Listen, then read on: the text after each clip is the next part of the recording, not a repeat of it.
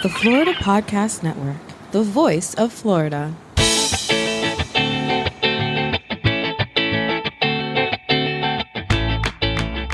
Welcome to episode number 20 of the Florida Podcasting News Show. Yep, we're back on the Florida Podcast Network. Episode 20, by the way, in 2020. Yeah, buddy. Go ahead. Florida Podcasting News keeps you on the inside of Florida's podcasting industry. And on today's episode, already off to a ridiculous start, we're going to be taking a super deep dive into the main cause of this hiatus. Glenn's annual commitment and big, huge, massive live extravaganza. Radiothon is like the quintessential old school radio event, and he does it like a boss. And it's the holiday Radiothon, and it happens the Monday following Thanksgiving, and it's so phenomenal. We're going to be taking a deep dive into the who, the what, the where, but mostly the how, because it's just one of those things you don't hear about too many podcasters tackling. And then after that, we're going to catch you up on everything else that's been going on these last couple of months with Glenn, with myself, with Florida Podcast Network, with Flintstone Media. Lots and lots and lots of news to bring you. So buckle up. It's going to be a pretty amazing ride. And this episode, speaking of big news, so host Suzanne Boyd from the People of Palm Beach, which is also on the Florida Podcast Network, she and her co-host Eric Roby of her other show, The Rise and Live Show, they are starting 2020 by moving not off of Facebook Live, because they're still seen there, but now they're back on television. They're doing it their way, and I'm so proud of them. Their show's called Rise and Live, and this episode is actually brought to you by their show, Rise and Live. So thanks for joining us. This is Jaime. And this is Glenn. Welcome back to the brand new episode in a brand new year of the Florida Podcasting News Show. So, Jaime, it has been about a month, and I am still not quite recovered from Radiothon from December. I'm still working on it. Yeah, and you've had to take like a couple of trips between then and now, and so I don't think they were exactly vacation. They were work trips. So, yeah, you haven't really had any time off other than maybe, I don't know, New Year's Eve. Was that a day off, maybe? We did just get back yesterday from Denver. Wait, sorry. No, you didn't. You didn't have New Year's Eve off. Because my son and I were bugging you with our visit on New Year's Eve. Oh, all right. Anyways, go ahead. You were in Denver. Yes. They came up to visit. We did just get done coming back yesterday from Denver, Colorado, to our 20th trade show. Wow. So that's our 20th trade show from the time we started Horse Radio Network. We were going to them before then because we had a retail business. But this is Wholesalers Meet Retailers. And we go to this trade show twice a year to find sponsors. So 80% of our sponsors for the Horse Radio Network, probably a little less now because more people are contacting us than ever before. So I'd say 70% of our sponsors we find by going to this trade show. So it's all the vendors set up that make products selling to the retailers. We also happen to do the podcast for the trade show. You produced that one. It's called Wisdom by WISA. So the trade show has a podcast geared about products and companies for the retailers to listen to.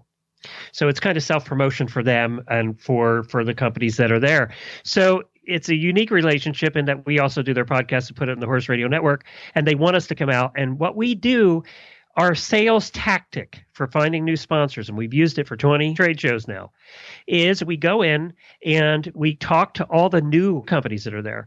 And we tell them, look, we want to highlight a new product. We want to do an interview with you here right now in the booth, highlight a new product and put it on one of our shows.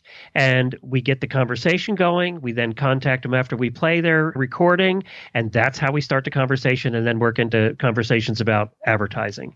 So that's our sales tactic for getting new sponsors. And you've been doing that since the birth of Horse Radio Network, and it was really how you guys saw your early successes and really got off the ground. So there's a freebie tip for you guys. Not that all of our tips aren't already free, but there's another freebie tip at the top of the hour for you guys about since 2008 we've been going to those. Yeah, and actually it'll wrap in really nicely to our official tip that comes up later in the episode, all about getting yourself out there. So yeah, so this show, it's been a while since we've had it, but we're back and hopefully better than ever. I don't know. You be the judge. You can also find all of the episodes from 2019 at floridapodcastingnews.com. And I just can't wait to see what 2020 brings. How about you, Glenn?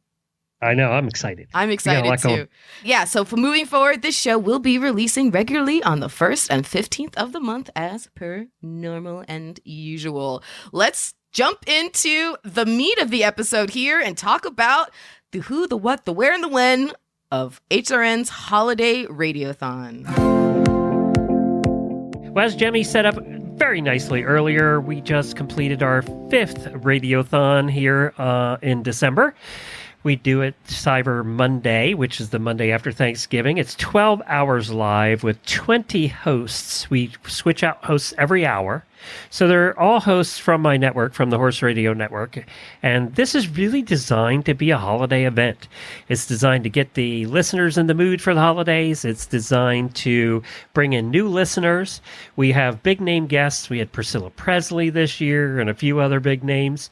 And what we do really well, I think, is get the guests to promote the event.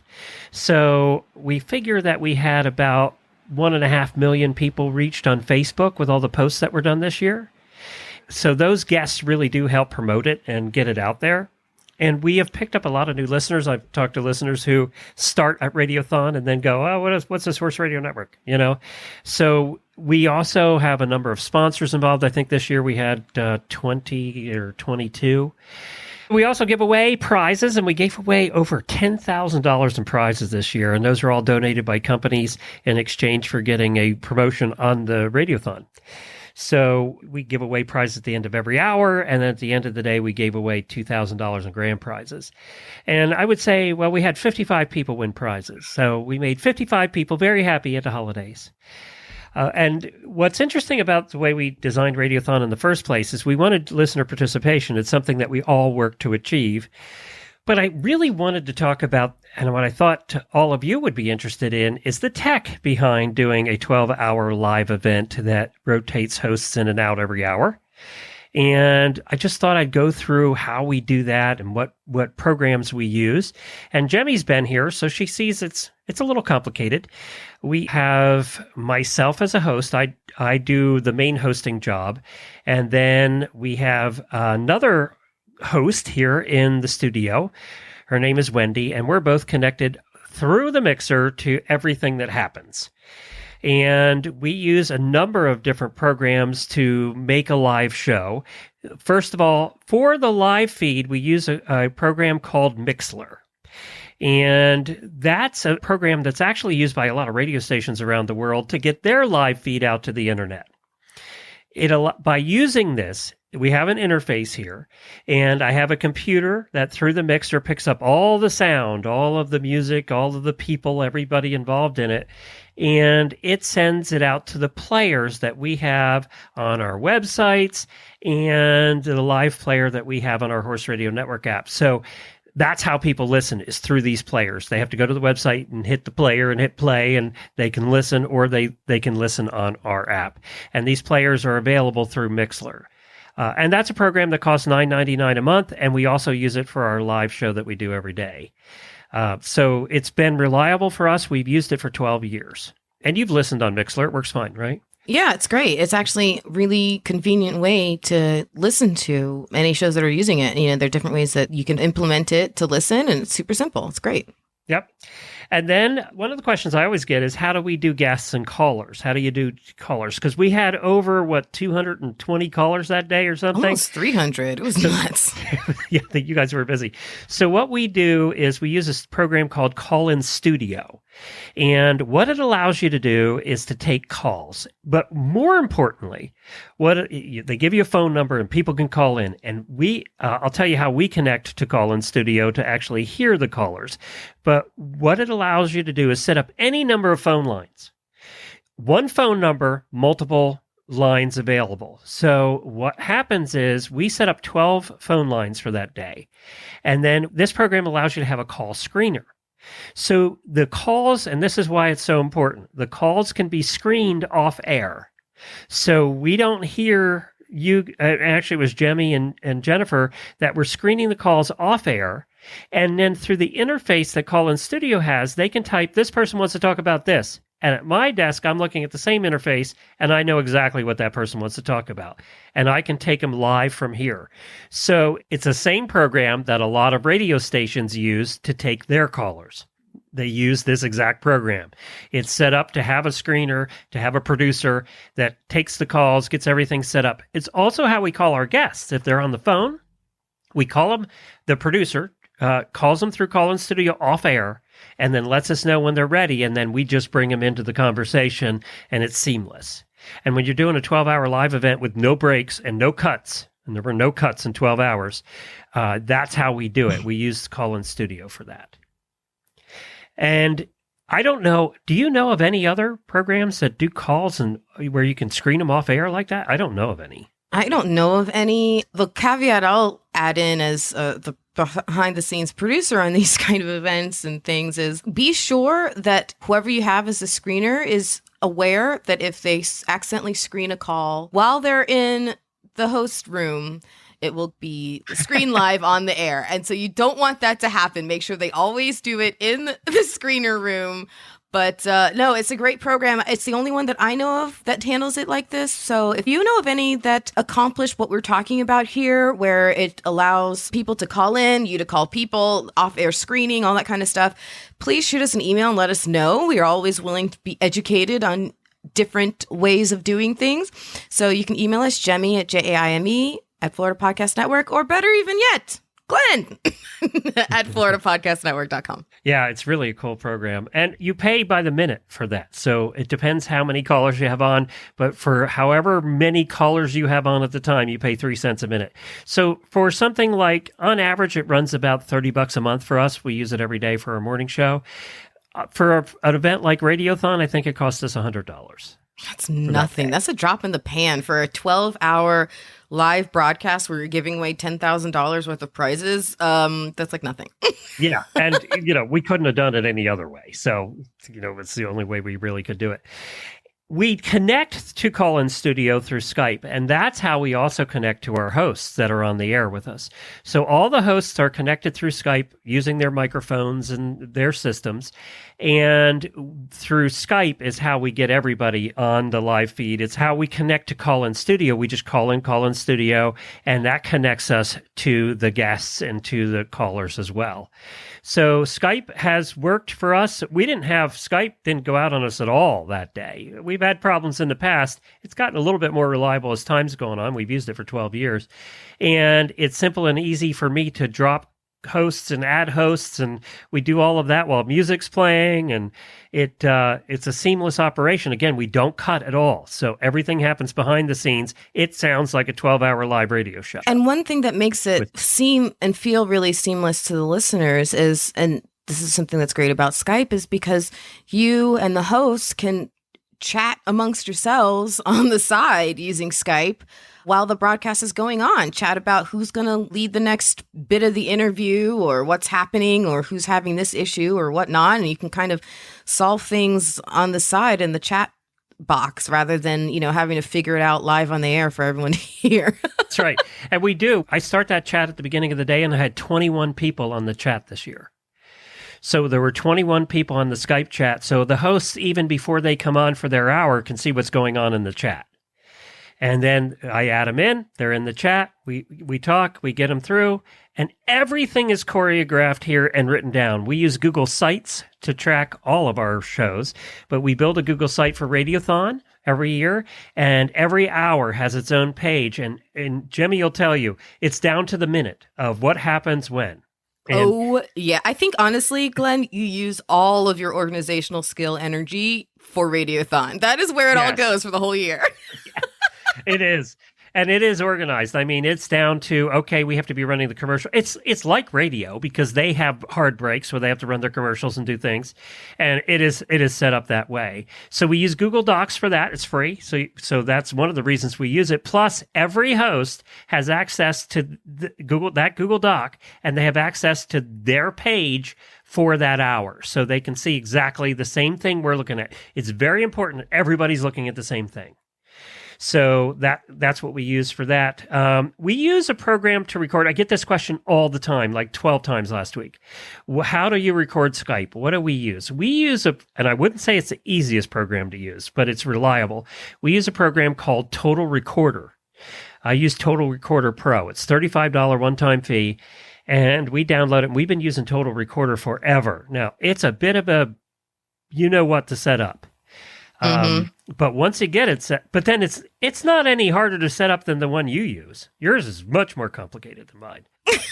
Actually, I like audio. So Audio Hijack is what I use on my Mac system, and I love it because I'm very visual, and it's really like you're dropping things into a certain line. I love that. Yeah, but she showed me how to set that up, though, the one day, and I had a headache. I was done. I just said, forget it. I'm never going to. Our minds work very differently. But the Total Recorder, yeah, I've used that for my PC system. I also have a client that uses a PC system, so I've set up the Total Recorder, but you're right, it was a pain in the butt. So, sharing screenshots of your system, or we can share screenshots of our system with you if you get Total Recorder to help you get off on the right foot, because it can make you want to pull your hair out. But once you get it set up right, it's awesome. 12 years worth over here, probably 8,000 recordings at least. So, yeah, we've used it for everything. And then we take a lot of voicemails that day. We've got, over 200 in this year? It was crazy. It was a lot. And we, people are singing songs and telling us stories and all kinds of stuff. And we use SpeakPipe for that. We have a voicemail phone line where people can call in on the phone and they can do it the old-fashioned way. But it sounds like they're on a voicemail phone line. And being that we're playing them over the air, we thought we'd try and get people converted over to SpeakPipe, which is a little plug-in that you put on your WordPress site. They click a button and they talk right in their phone and record. And I know you and I talked about this. The sound on the voicemails was so much better this year thanks to SpeakPipe. It's so good. And people hear 12-hour live broadcasts. It sounds exhausting. And you're right. There are no cuts and everything. But you're brilliant in inviting your listeners to participate in this way. So not only are you fielding the live phone calls and all that's in real time, but by inviting listeners to contribute voicemails and recordings, it does create a lot of pre-production load, right? Because you're putting all these packages together. There's a package for every hour of the 12 hours. Your team, they were creating a lot of pre-production load for your team. Pack on the bat for George. He knocked it out of the park. But by doing that, you create a package that takes up about 10 minutes of that hour. So if you're wondering, when the heck did Glenn pee during those 12 hours? That was when it happened. That's exactly what happened. It's like when DJs play songs, we were playing our version of songs. Exactly. But they're listener voicemails, which is it's just brilliant on so many levels. And if you want to kind of get a flavor of what we did and what we do, it's holidayradiothon.com is the website. So you can go there and actually take a listen to this past year's episodes. We break them out by the hour, and then we put the recorded hours out. So obviously still more people listen recorded than live. I think we had 1,000 some that listened live at a time this year. And some people I know listen to all 12 hours straight. My listeners are fanatics. They take the whole day off work. They ask for work off so they could sit there and listen. In our auditor room, which is our Patreon people, the people that pay for Patreon, there's about 400 in there. They have a chat room going all day. There were 2,000 comments? It was crazy. Something like that. It was nuts. And so it was great for listener engagement and all of that. I feel like there's so many different topic tunnels we could go down with Radiothon, listener engagement, sponsor engagement, obviously the how-to. Sponsors. I mean, my goodness, there's going to have to be a follow-up to this Radiothon conversation that gets into all the questions. But I mean, I just immediately, since we're talking about that, let's just open the invitation up for anybody to send in questions. If you have a deeper dive questions about Radiothon that you want Glenn to cover, please email him at Glenn@horseradionetwork.com. Works fine too, or Glenn@FloridaPodcastNetwork.com. Either one, I'll get it. HolidayRadiothon.com if you want to hear what we did. We'll definitely put a link in the show notes. Thank you so much, Glenn. You answered a million people's questions right now, I'm sure. And all of it, if you take a look at cost, probably for the entire day cost us just in the programs we use and everything about $200. Now, If you take a look at all the work involved, $10 million, because it's a lot of work. Especially because the aforementioned George's time is priceless. Yeah, okay. I mean, he charges us like $500 an hour. It's crazy. No, he doesn't. You can't keep a good team down. There's the A-Team, the varsity team, then there's Roby and Suze. We're back! Watch Rise and Live on CBS 12 every Friday morning at 9:30, making mornings fun again.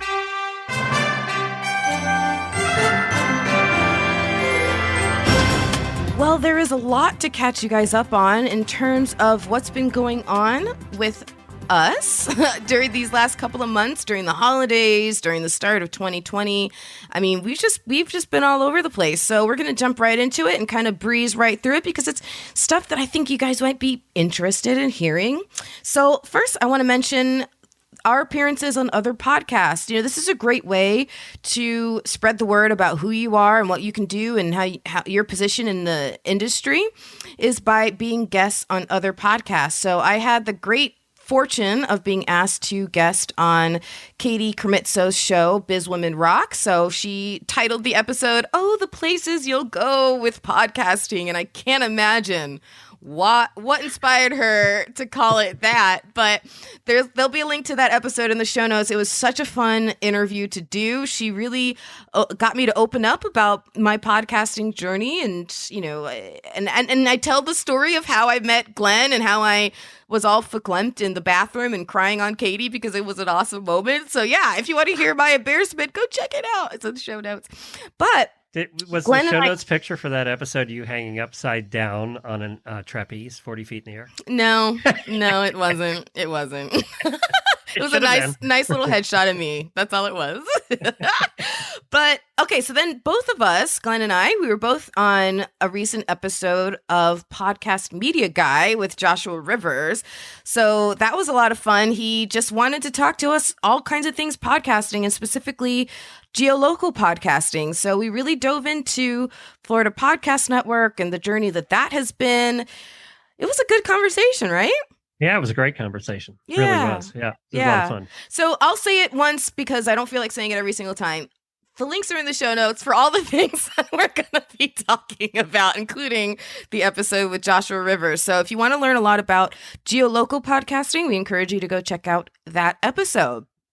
But we also have appeared in print over the last couple of months. So I was recently featured in a local newspaper called the Palm Beach Post, on an article called "How 4 Young Entrepreneurs Are Thriving in the County's Rising Tech Hub."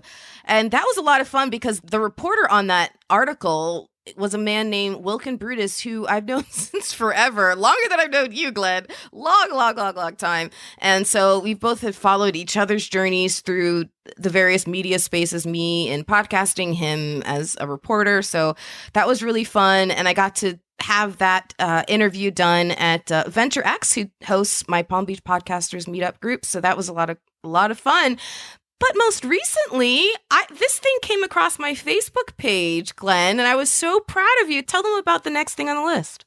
Oh, yeah. Horse Illustrated is a magazine that's been in the horse world for like 60 or 80 years. It's really one of the oldest magazines in the horse world. Wow. So completely unimportant, small potatoes. Got it. Yeah. They did a article, which they warned me about. They did warn me about it. I didn't know the exact details, but they did an article on podcasts in the horse world, and they listed maybe 6 or 7 of them. And there's a lot of podcasts in the horse world now. We were the only ones for like 8 years, and now there's a lot of them. But one of the ones they mentioned was Horses in the Morning, and we're so proud of to be in there. And they also mentioned another one of our podcasts, the Horse Nutrition Podcast, which is a podcast we do for Purina. But Horses in the Morning, you know, that show's been going for 10 years and 2,300 episodes. So it was nice to be recognized in there. I like what they said. Jamie and I have been having a lot of fun with this. We're iconic. Jamie, by the way, being his Jamie being his other co-host. Yeah. Not me, other girl. Yeah, other girl. It says this podcast has now been in the air for 10 years and has become iconic within the horse industry. Wow. We're iconic. Well, what other word would you use for when you have more than 2,300 episodes? Yes, you heard that right. 2,300 episodes, and they're all done live. All that stuff he just went through explaining Radiothon. Yeah, he pretty much does that every day, Monday through Friday. 90 minutes every day.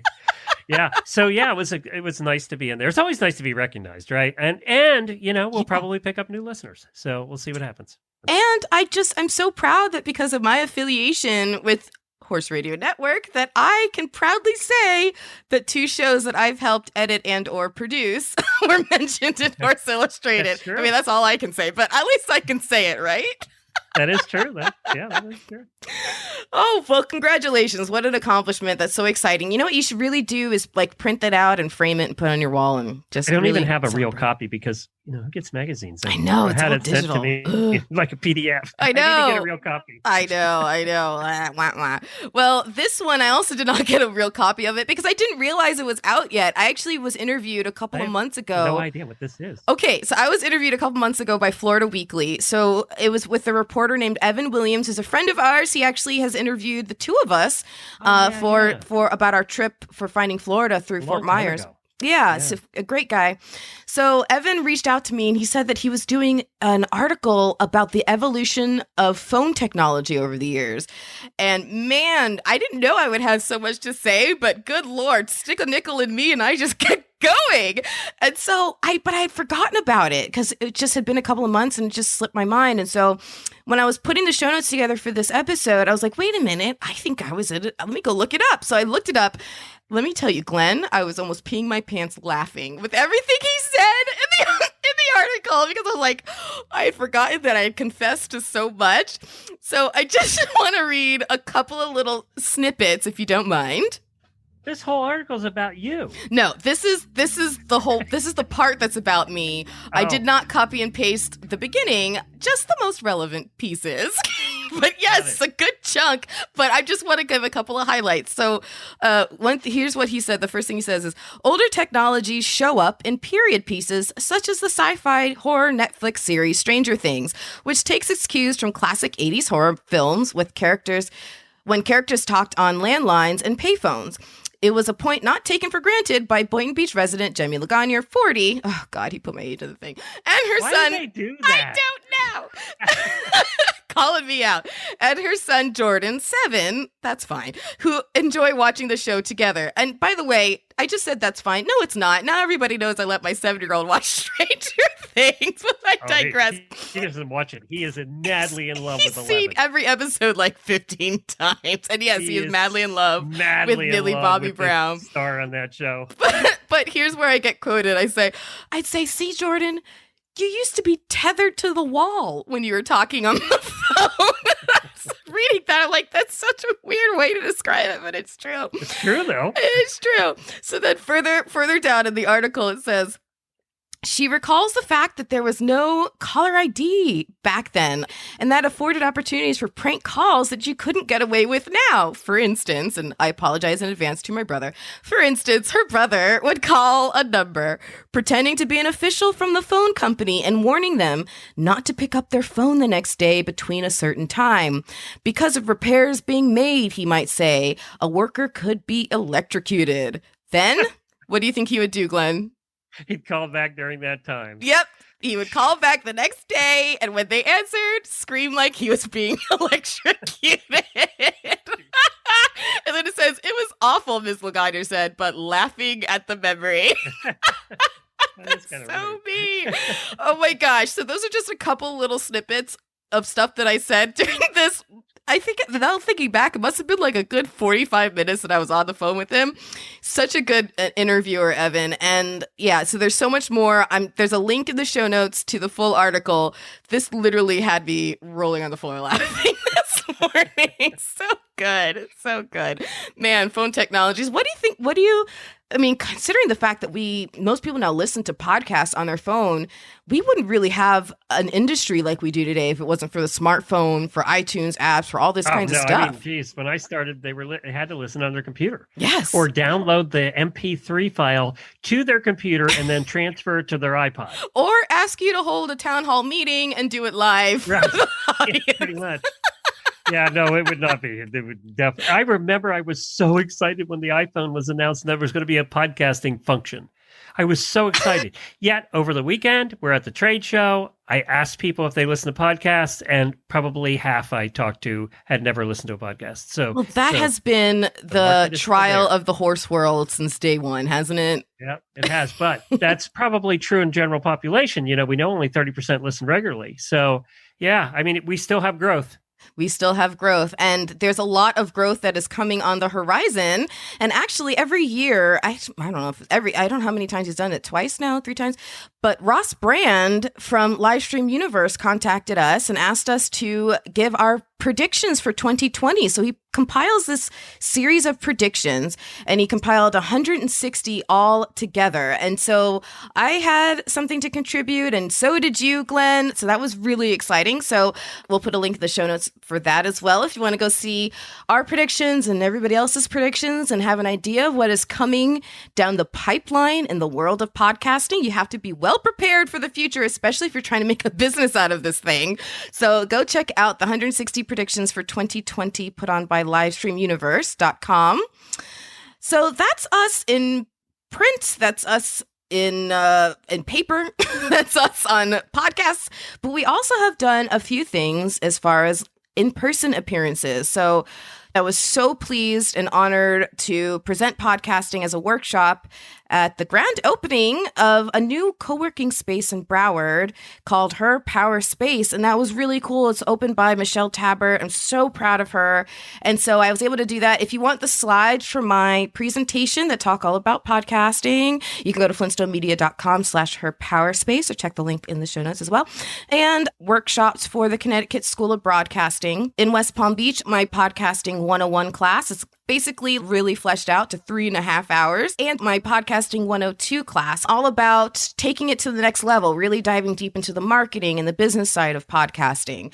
And so I've been honored to be an instructor at the Connecticut School of Broadcasting. And the last time I was teaching there, my class of students just on their own started saying at the end of class, like, how much they enjoyed the class. So I'm like, wait a minute, stop, hold on. I need to do what a podcaster does and record it. So I started my recorder.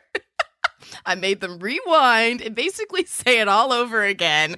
So here's a quick clip of what they had to say about the podcasting class at Connecticut School of Broadcasting. What was that you said? I said half the reason why I signed up for this place was for the podcasting classes. And how did I deliver? Great. All right. Most people in this class is all about podcasting, and so every week we would ask, so when is podcast? When is podcast? No, we've been Everybody's hounding. just sitting waiting for podcast. Oh. So you did really well. It was very informative, and we learned a lot. Thank you. And now I have something to go home and hear you again, and then I'm gonna get your Definitely, yeah. So it will help, and then when I come to you, I'll be so ready. Thank you, Shay and Brandon. By the way, you guys just participate in mobile podcasting because, with your permission, I will include this in the next episode of Florida Podcasting News. Yes, this is the Y'all are awesome. 2019 Connecticut School of Broadcasting graduates you're talking to today. That's right, West Palm Beach. West Palm Beach. No, I was saying that, because listen to radio show, you always hear everybody saying radio is dying. Podcast is gonna be the next evolution of it. That's right. You know, and even mad people are doing it, but it's still not it's not a saturated market. So that's where I don't know, that's where I'm trying to be, you know. There you go. It makes sense. Thank you guys so much. You're welcome. And we hope to see you at PodFest 2020 coming up here in about a month and a half. It's March 5th, 6th, 7th, and 8th. We will be in Orlando at PodFest 2020. I think it's my 5th or 6th one.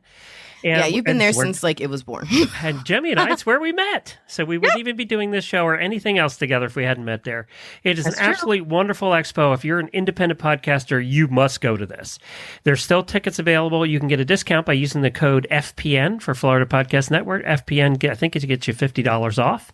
So you can use that. Jemmy is speaking on the 16th at 11 o'clock. She is on a panel. If I'm speaking on the 16th, I'll be the only one in the room. I'm speaking on the 6th. Oh, I'm sorry. At 11 a.m. in Grand 14, all about additional services you can add to your production business. And then I am doing a session that you're not going to want to miss. You're Do definitely not. going to want to be there because it's going to be the most fun session of the entire weekend. And I am doing that with Robin Sales, and we are doing a session on better podcasting through improv. So it's basically an improv theater workshop to help you be a better podcast host and interviewer. And we might be playing some podcast games and talking about how it all ties in together to make you better at what you do. All I can say Robin- is that on the last FB Live that we did for PodFest, I warned Robin. I said, listen, I'm going to this workshop and I'm going to be no holds barred, like full Good. Jemmy turned up. I was trying to make it a warning. And she said what you just said. She's like, good, great. So y'all better be ready. Jemmy turned It's up. gonna be a lot. We need you. We need you in that session. So it's going to be a lot of fun. She's had a ton of year of improv training. I was 10 years as an improv performer. So we just are so excited to do this. And as far as I know, it's the first time an improv class has ever been taught at a podcasting conference. So, and then Sunday, the 8th at 10:25, you're on a panel. You're on 2 panels this time on a panel called Monetization. I don't know what you know about that. But basically, it's about what you think it's about. It's about Making money. monetization. Dollar bills, y'all. And we will be everywhere. We're kind of the official greeting committee for PodFest. So yeah, you'll we're see us the around. Walmart store greeters for PodFest. Yeah, say hi. We're easy to spot. I'm the guy in the cowboy hat, and she is the short I'm one. the lump of chocolate next to him. Yes, that's right. That's right. Good thing But- everybody likes chocolate. Oh, but it's such a good time. And like I said, PodFest is where we met. And you can listen to me explain that whole story on Biz Women Rock, which is in the show notes. But PodFest is like nothing else. And so I can't encourage people enough to go to PodFest. And in fact, this year at PodFest, I'm super excited because talk about people going. So Flintstone Media, my business, is growing left and right. And in fact, just in since we last recorded, at least 4 new clients have come on board for Flintstone Media. And on top of those four new shows that are in development, we've actually signed 2 new shows to the Wedding Biz Network for our client, Andy Kushner. So we're very excited. I mean, things are just accelerating. And with growth as far as the number of clients, we also have growth as far as how many resources we need. So George, aforementioned George, he's been promoted to production assistant. I'm so proud of him. And then after that, I put out an open call for additional editors, sales reps, social media marketers. And I ended up hiring, get this, 7 people. 7. I'm almost beside myself at the number of people who responded and the level of quality of experience, and I'm just tickled pink. And what's funny enough, guess who one of those people is, Glenn? I don't know. My dad. He is not an editor. He is not a sales rep. And no, he's not a social media marketing manager. However, my dad is great with spreadsheets. And so I've been hiring him to do statistics and reporting. So very, very excited. And one of my other new hires, another gentleman named George, who we'll call JDM, he's going to be the new marketing manager. And he actually even showed up to my event the other day at her Power Space. Like, that is enthusiasm right there. I was so excited. So I'm also excited that a lot of them are going to be coming to PodFest. So some of them I haven't met before in person, and so I just can't wait. Like, PodFest is where people come together and make great things happen. So the fact that PodFest has been such an integral part of my life, my career, this is the next step, and to see these newbies all coming together and meeting each other, and we're having some sort of powwow while we're there, I'm just really excited. So I can't wait for PodFest. And our final tip today is going to be a quick one, short and breezy, guys, because you pretty much have gotten the gist. You need to put yourself out there. I mean, we just went through a long list of newspaper articles, of podcast appearances, of public appearances, past and future. We put ourselves out there. And so that's the best way to represent your show, represent your podcasting business. Go to meetup groups, ask to speak at events, create events for yourself. Like, really put yourself out there, and you never know what can come of it. In fact, there was an expo that I was a part of a couple of months ago called the Women's Empowerment Expo. Well, what I didn't know when I was up there doing my podcasting workshop was that in the audience was, full of people who were interested in podcasting.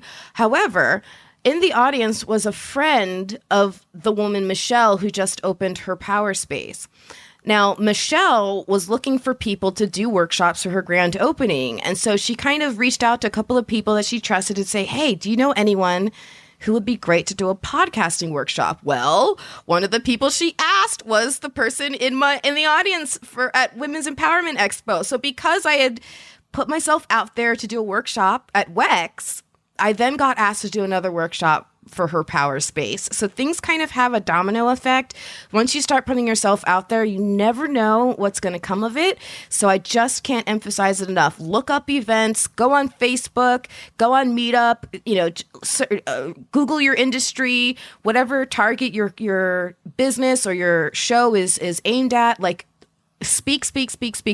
And if you can be the only podcaster at that event and really highlight that you're the one representing podcasting for that industry, even better. So definitely go. And the time for submissions to PodFest is gone. However, if you haven't had plans to go to PodFest yet, definitely go, make connections, get a sense of who's there and what they're into and what they're doing and just the industry as a whole. And definitely make sure you submit yourself to possibly speak for PodFest 2021.